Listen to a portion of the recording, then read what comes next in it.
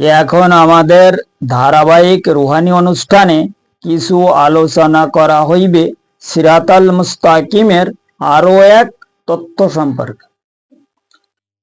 এবং আজকের পর্বে উক্ত উল্লেখকৃত সেই তথ্য হইল প্রত্যেক মানব গোষ্ঠীর মানব দেহর প্রত্যেক শত্রুকে চেনার জন্য আসলে কি উপায়, তাহার সঠিক পরিচয় সম্পর্কে আমাদের আজকের পর্বে দলিল প্রমাণ সহ আধ্যাত্মিক দৃষ্টি অনুসারে এবং দেহতত্ত্বের হিসাব অনুযায়ী কিছু আলোচনা করা হইবে। কারণ উক্ত উল্লেখকৃত সেই মহা কঠিন রুহানি বিষয়কে যদি সঠিকভাবে উপলব্ধি করা যায়, তবে বর্তমান জামানার প্রত্যেক মানব দেহর প্রত্যেক শত্রুকে চেনার জন্য আসলে কি উপায়, তাহার সঠিক পরিচয় সহ সিরাতাল মুস্তাকিমের হাকিকত সম্পর্কে প্রত্যেক ব্যক্তি আরো বহু এলেম অর্জন করার জন্য সঠিক রুহানি হিসাব অনুযায়ী বাতিনি তালিম অনুসারে অবশ্যই সক্ষম হইতে পারিবে ইনশাল্লাহ তাআলা। কাজেই এখন উপলব্ধি করার বিষয় হইল মানব দেহর শত্রু সম্পর্কে সেই মহান আল্লাহ পাক আসলে কি ফরমায়া, তাহার সেই ফরমানকৃত উক্ত বিষয়কে উক্ত বিষয়কে আগে উপলব্ধি করিতে হইবে। তবে প্রত্যেক মানব দেহর শত্রুগুণকে মানব গোষ্ঠী চেনার জন্য অবশ্যই সক্ষম হইতে পারিবে।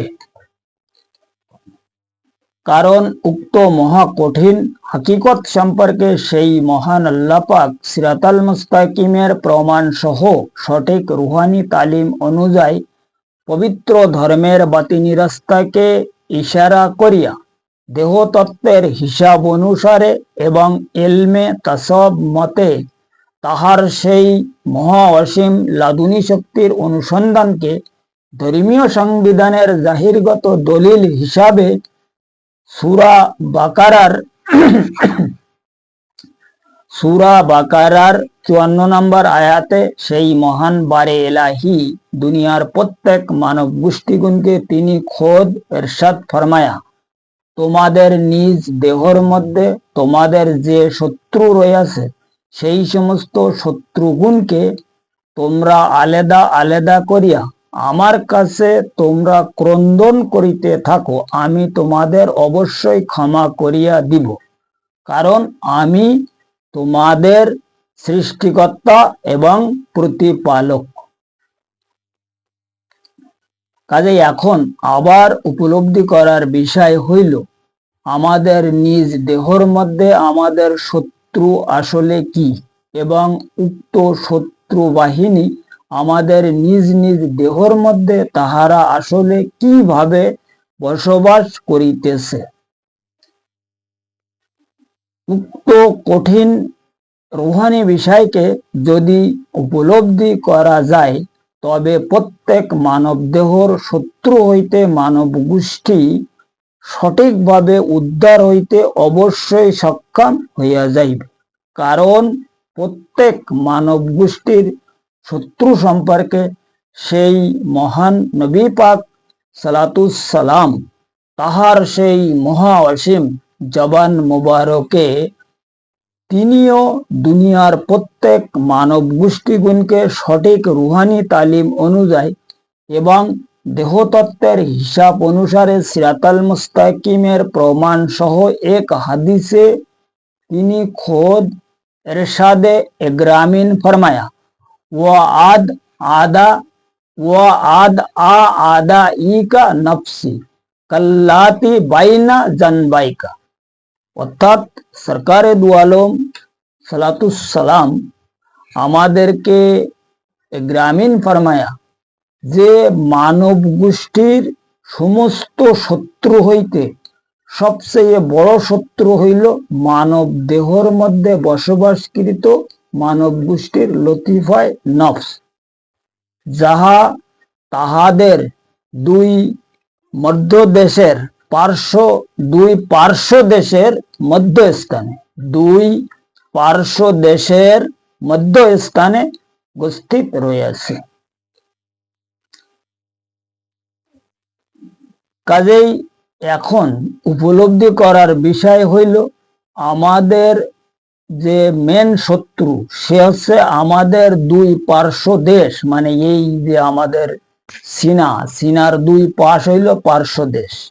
এখন এই দুই পার্শ্ব দেশের মধ্যস্থান বলতে গেলে বলতে হবে আমাদের এই নাভি স্থান। এই নাভি স্থানে আমাদের শত্রু বাহিনী উপস্থিত রয়েছে। কারণ প্রত্যেক মানব গোষ্ঠীর শত্রু হইল মানব দেহর গের আল্লাহ, এবং উক্ত গের আল্লাহ হইল মানব দেহর বিভিন্ন প্রকার নফসানি রুহু, এবং উক্ত নফসানি রুহুর মধ্যে হইতে কিছু প্রধান রুহু রয়েছে। আর সেই প্রধান রুহু হইল নফসে আম্মারা, নফসে লাবামা, নফসে মুলহিমা, নফসে মুতমাইনা। এই চারজন হইল প্রত্যেক নফসানি রুহুর প্রধান রুহু।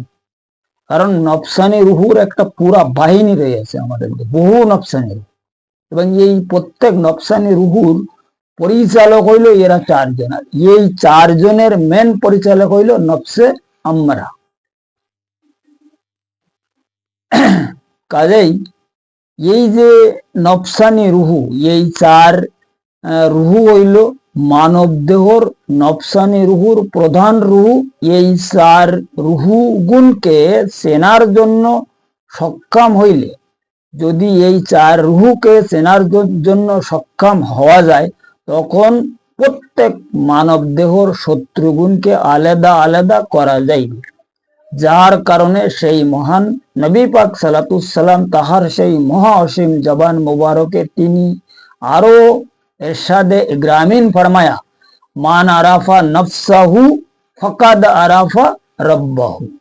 অর্থাৎ তিনি এরশাদ ফরমায়া যে ব্যক্তি তাহার নিজ নফসকে চিনি আছে, সে তাহার রবকে চিনি।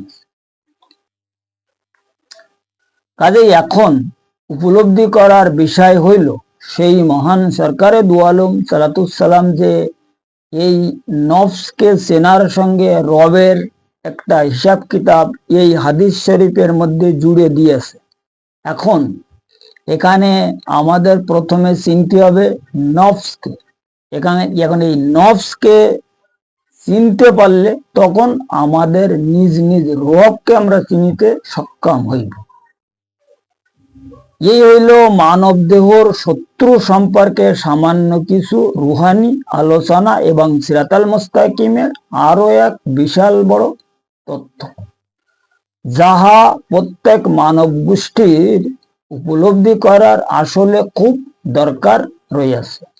কারণ আমাদের প্রত্যেক মানব দেহর এই সিনার ওপরে 1,80,000 শয়তানি জাল রয়েছে, এবং এই 1,80,000 শয়তানি জাল হইতে যদি উদ্ধার হওয়া যায়, তবে প্রত্যেক নফসানি রুহুকে চেনার জন্য আমরা সক্ষম হইতে পারি। এবং উক্ত জালকে কাটার জন্য দরকার হচ্ছে আমাদের একজন কামেল মুর্শিদ। কারণ উক্ত নফসানি রুহু হইল আমাদের শত্রু। এ সম্পর্কে আমরা একটা মোটামুটি সাকসেসফুল হয়ে গেছি আজকে। এবং আমাদের দেহর মধ্যে যে ইনসানি রুহু আছে, সমস্ত ইনসানি রুহুগুনকে এই লতিফায় নফস দাবাই রাখিয়াছে। কিভাবে? আমাদের এই সিনার ওপরে যখন কোনো বাচ্চা ভূমিষ্ঠ হওয়ার সাথে সাথে শয়তান কি করে, তার এই সিনার ওপরে 1,80,000 পর্দা লাগাই দে। শয়তান লতিফায় নফসের যে কীটাণু, যে একটা জারসুমা, আমাদের এই নাভি স্থানে ও ফিট বসাই দে চলে। এখন এই লতিফায় নফস হইল কওমে জিন্নাত। এখন জিন হচ্ছে আগুনের সৃষ্টি, এর খোরাক হইল নার। এখন আমাদের দেহর মধ্যে আমরা যা কিছু এই দুনিয়ায় খাচ্ছি, বা চলাফেরা করতেছে, এটা হচ্ছে দুনিয়া। এই যে আলমে নাসুদ, এটা হইলো নারী দুনিয়া। এখানে এই যে হাওয়া, এই যে ফিজা চলতে না, ফিজার সঙ্গে নার চলতেছে। আমরা যা কিছু শ্বাস প্রশ্বাস নিচ্ছি, এর সঙ্গে আমাদের ভিতরে নার প্রবেশ করতেছে। আমরা পানি উঠাই যদি মানে পান করিতেছে বা পানি খাচ্ছি, এর সঙ্গেও আমাদের ভিতরে নার চলে যাচ্ছে। আমরা খানা পিনা যা কিছু আহার করিতেছি, এর সঙ্গে আমাদের নার চলে যাচ্ছে। আমরা নিদ্রা অবস্থায় যে শ্বাস প্রশ্বাস নিচ্ছি না, ওর সঙ্গেও আমাদের ভিতরে নার যাচ্ছে। তাহলে এই মানে লতিফায় নফসের খোরাক হইল নার। এখন এই লতিফায় নফসের যে কীটাণু, মানে যে জারসুমা, মানে শয়তান প্রথম দিন আমরা ভূমিষ্ঠ হবার সাথে সাথে এই আমাদের নাভি স্থানে বসাই, মানে সে গস্থিত রাখিয়াছে। কি করে, এই খোরাক পায় ঠিক মতন।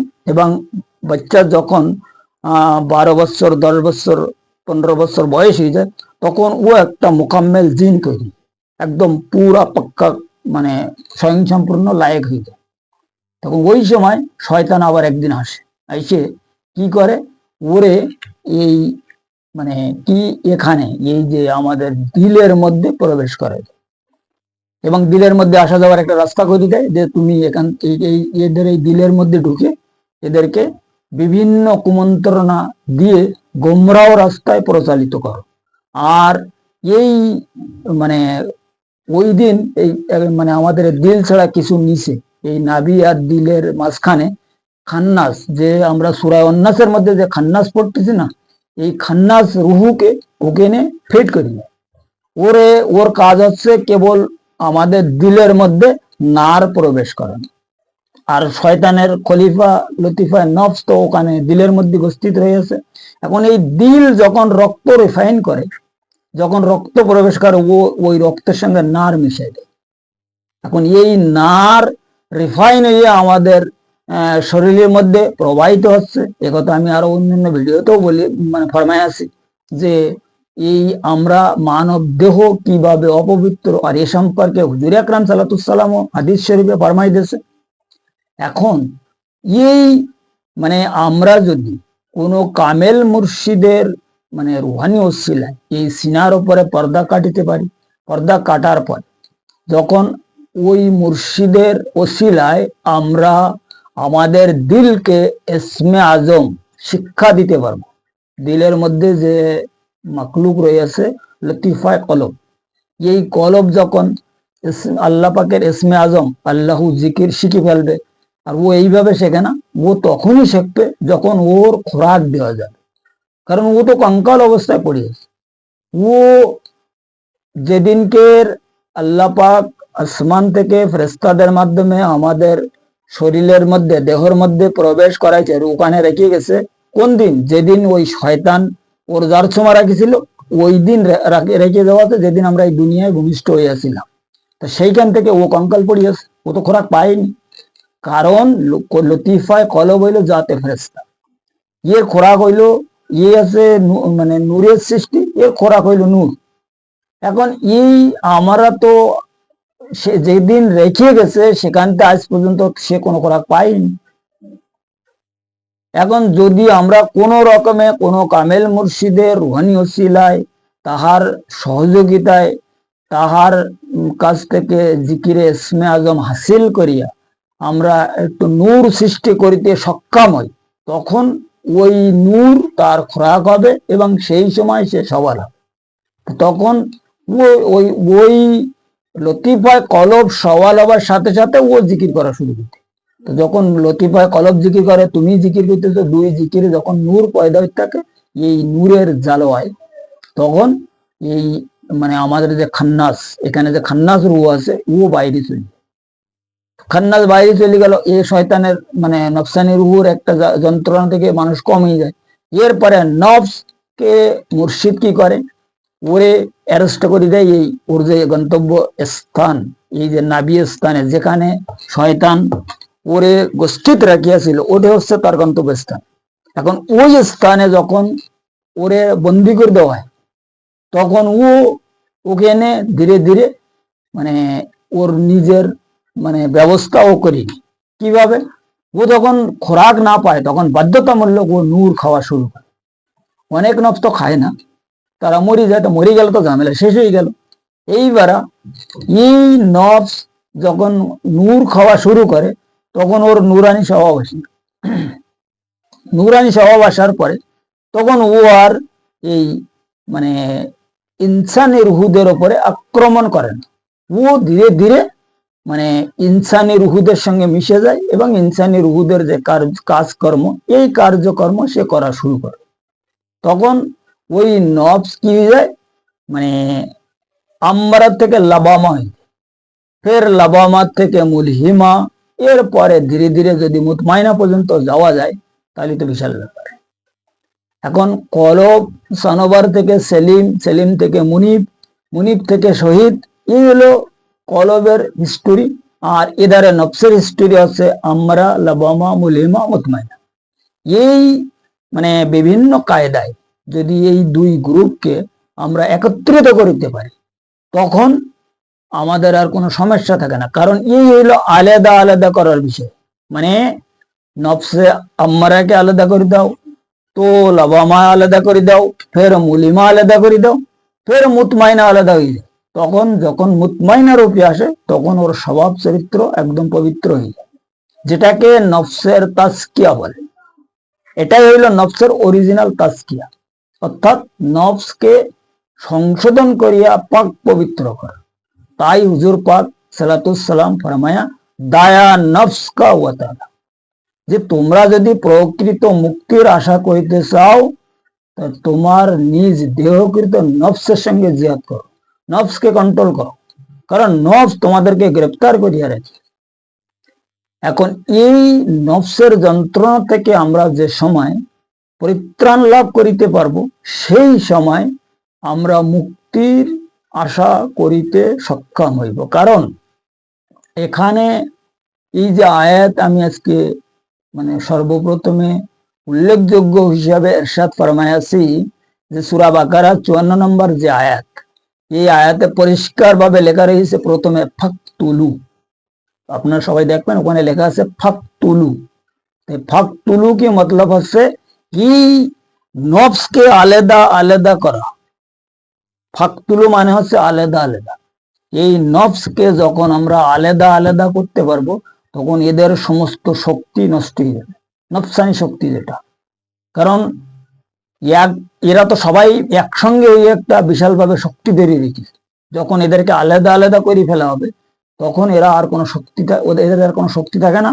তখন এরা মানব দেহর মধ্যে এই যে ইনসানি রূহ আছে এদের সঙ্গে সম্মিলিতভাবে কাজ করে এবং এদের নুরানি স্বভাব আসে, তাজকিয়া হয়ে যায়, কলবের তাসফিয়া হয়ে যায়। এরপরে হক্কুল ইয়াকিন আসে, ফের কাশফি ইমান হয়ে যায়।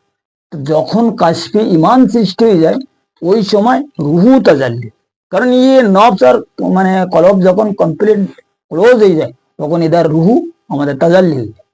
আর রুহ পরিষ্কার ভাবে যখন তাজাল্লি হয়ে যায় তখন এই বিভিন্ন আলমে রুহু ভ্রমণ করা শুরু করে। কারণ রুহুর অরিজিনাল আলম হইল আলমে জবরুদ মুকাম, যেখানে বাইতুল মামুর, যেখানে রুহুর ইবাদতকৃত স্থান। রুহু যখন ওই আলমে জবরুদ পর্যন্ত পৌঁছতে পারে তখন হুজুর পাকের মজলিসে ওখানে সামিল হইয়া ওলি আল্লাহদের সঙ্গে রুহু মানে ইবাদত বন্দিগিরি করার জন্য সক্ষম হয়ে যায়। এরপরে রুহুর পরে রয়েছে আমাদের যে এর ওপরে যে আলম, আলমে জবরুতের উপরের আলম আছে আলমে লাহুত, ইয়ে হচ্ছে আমাদের সির রুহুর আলম। আলমে খফি মানে খফি লতিফা খফি রুহুর আলম হইল আলমে আহাদিয়া ওয়াহাদিয়াত। এই ওয়াহাদিয়াতে ইয়ে আলমে যখন হজরতে ঈসা আলাইহিস সালাতুসসালামের সহবতে আমাদের খফি রুহু পৌঁছে যায় তখন আমরা ওই ওনার যে নবুয়াতি এলেম, ওই এলেম আমাদের মধ্যে প্রবেশ হইতে থাকে। এরপরে হচ্ছে মাকামে মাহমুদ। তো মাকামে মাহমুদ হইল দরবারে রিসালাত। যখন দরবারে রিসালাতে মানুষ উপস্থিত হয়ে যায়, যাওয়ার পরে তখন ওই ব্যক্তি হুজুর পাকের কদমাইন শরীফের গুলাম হইতে সক্ষম হয়ে যায়, যাহাকে নায়েবে রাসূল বলা হয়। এ হলো ফানাফির রাসূলের মুকাম। এই পর্যন্ত যখন মানুষ পৌঁছে যায় তখনই ব্যক্তি ফানাফির রাসূলের মুকাম পায়। তা প্রথমে হচ্ছে ফানাফি শেখ। ফানাফি শেখের মধ্যে তিনটে মোকাম, ফানাফি শেখ, ফানাফি শেখ আকমল, ফানাফি শেখ মোকাম্মেল। এরপর হচ্ছে ফানাফির রাসুল। এই ফানাফির রাসুলের মোকামের পরে আরো ফানাফিল্লার অনেক মোকাম আছে, ফানাফিল্লা, বাকাবিল্লা, লাকাবিল্লা, ফের ফানায়েবকা। তো যখন এই মানে ফানার সারে স্তর, সমস্ত স্তর আমাদেরকে ক্লোজ হয়ে যায়, ওই সময় আমরা আল্লাহ আমাদের সামনে বেপরদা, আল্লাহ তখন ওই ব্যক্তির সামনে বেপরদা হয়ে যায়। কারণ কি, যেমন আল্লাহ পাক পরিষ্কার ভাবে ফরমায়া, যা আমি এখানে বলি কি হাদিস শরীফ মানে হাদিস কুদসিতে পরিষ্কার ভাবে নবী পাক সাল্লাল্লাহু আলাইহি সাল্লামের জবান মোবারকে তিনি খোদ ইরশাদ ফরমায়া, কুনতু কানজান মাকফিয়ান, যে আমি মানে জোহরে কাদিমের মধ্যে গোপন খাজানা হিসাবে, অর্থাৎ ধন ভান্ডার হিসাবে গোপন ছিলাম। আমি প্রকাশ হয়েছে কিভাবে? উনি প্রথমে জোহরে কাদিম থেকে জাত হইয়াছে, জাতের পরে সেফাত হইয়াছে, সেফাতের পরে আসমা হইয়াছে, আসমা হইবার পরে আজহার হইয়াছে, আজহারের পরে আয়ান, এরপরে ইনসান রূপে প্রকাশ হইয়া উনি হাদিস শরীফে ইরশাদ ফরমায়া, ইন্নাল্লাহ খালাকা আদামা আলা সুরাতি, অর্থাৎ আমি আদমকে আমার নিজ সুরতে সৃষ্টি ফরমাই। এখন এই যে মানে জোহরে কাদিম হইতে জাত, সেফাত, আসমা, আজহার, আয়ান এবং ইনসান। আমরা তো ইনসান নয়, আমরা তো মানব। এই মানব থেকে ইনসান সেই সময় হওয়া যাবে যখন আমাদের কলব মুনিব হবে। এই মুনিব, ইয়া আইয়ুহাল্লাযীনা আমানু, আমানু মানে হচ্ছে ইনসান, যারা আমানু এদেরকে ইনসান বলা।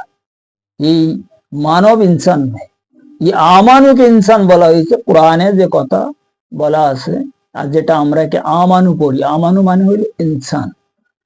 এই ইনসান থেকে আমাদের হইতে হবে কি আয়ান, আয়ান থেকে আজহার, ফের আসমা, ফের সেফাত, এর পরে যে জাত।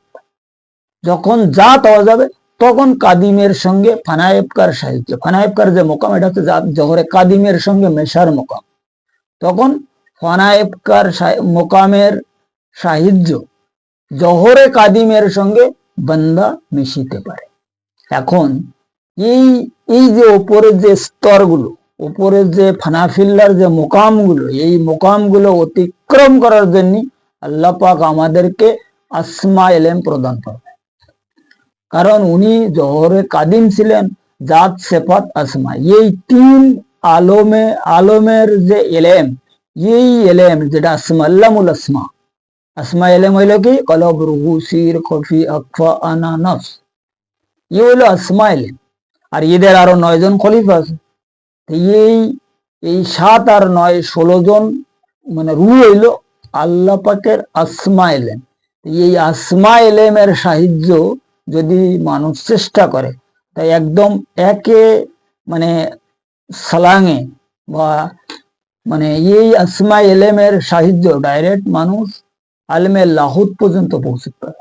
আলমে লাহুতের মোকাম যেটা, এটা হচ্ছে আসমার মোকাম। এখন লাহুত, ফের মতলব ওহাদিয়াত, এরপরে মাকামে মাহমুদ, ফের আহাদিয়াত।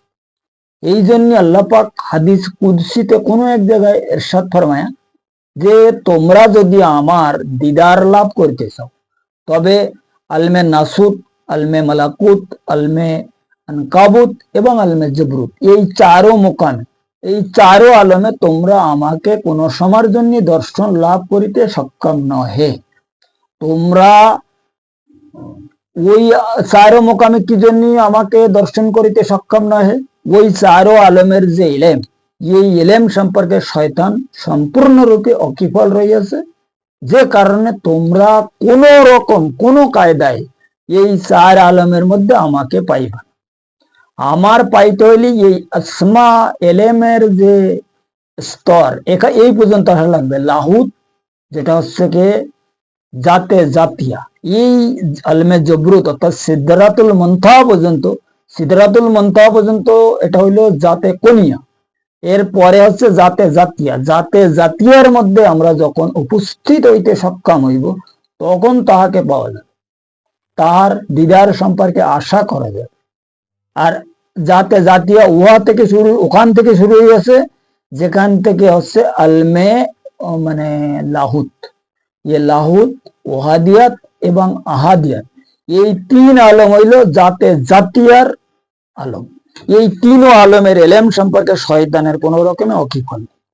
এই জন্য এই তিন আলমে যে ব্যক্তি পৌঁছতে পেরেছে তার সংলগ্নে তার এলেমের সঙ্গে শয়তান আর পারে না। এই জন্য এই সমস্ত ব্যক্তিদের আমাদের ওসিলা দরকার। ইনাদের ওসিলা যদি আমরা ঠিকভাবে গ্রহণ করিতে সক্ষম হইতে পারি, শয়তান কোন রকমে আমাদের ধোঁকা দেওয়ার আর কোনো ক্ষমতা রাখেই না। এখন ইনাদের এলেম হাসিল করার জন্য এই জাতীয় পর্যন্ত উপস্থিত হইবার জন্য আমাদের সর্বপ্রথমে আমাদের নফসকে কন্ট্রোল করতে হবে, যে কথা কোরআন শরীফে জায়গায় জায়গায় আল্লাহ পাক বলে দিয়েছে, বা হাদিস শরীফে হুজুর আকরাম সাল্লাল্লাহু আলাইহি ওয়াসাল্লাম বিভিন্ন জায়গায় বিভিন্ন কায়দায় বিভিন্ন ভাবে আমাদেরকে গ্রামীণ ফরমায়। এখন এই হইল আজকের পর্বের আমাদের রুহানি আলোচনার বা আমাদের ধারাবাহিক যে প্রোগ্রামের মেন বিষয়। এখন আজকের বিষয় এই শর্টে কিছু আলোচনা করা হয়েছে।